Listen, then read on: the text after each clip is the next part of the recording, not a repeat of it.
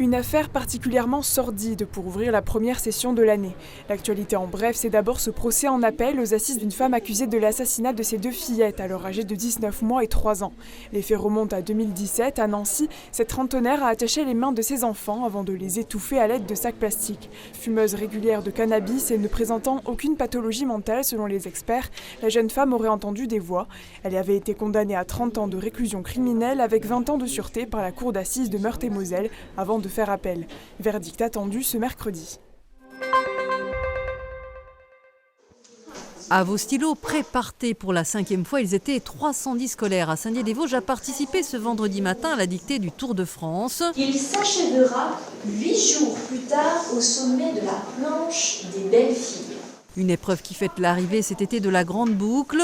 Le Tour de France, en l'occurrence celui des femmes, qui fera étape dans la cité des Audaciennes les 28 et 29 juillet pour l'arrivée de la 5e étape et au départ de la 6e. Ces élèves de CM1 et CM2 de l'école Paul Elbel se sont appliqués à ne pas faire de faute en écrivant un texte sur la plus célèbre des courses.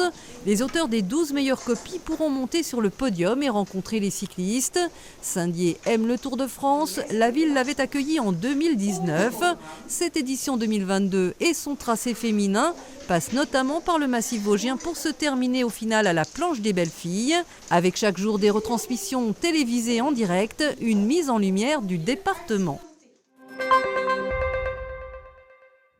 18 projections publiques et des cinéastes venus du monde entier, les rencontres du cinéma de Gérardmer sont de retour pour une 24e édition.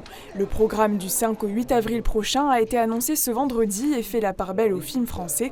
Parmi ses figures de proue, le réalisateur Claude Lelouch viendra présenter le documentaire Tourner pour vivre, axé sur sa carrière, en compagnie de son réalisateur Philippe Azoulay. C'est la comédie J'adore ce que vous faites de Philippe Guillard qui ouvrira ces rencontres. Clovis Cornillac, quant à lui, dévoilera son dernier long métrage C'est magnifique avec Alice Paul. Alors Cannes-Leni va clore le festival avec un thriller tourné dans les Vosges, Le Torrent. Pourquoi ils ont été coupés les arbres ici? Un arbre, un enfant, ou comment sensibiliser par le geste la jeune génération à la protection de nos forêts.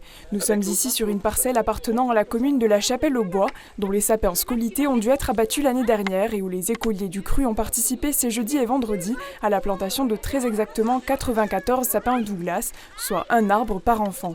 3000 m² de surface totale, une bonne leçon de choses en pleine semaine internationale des forêts.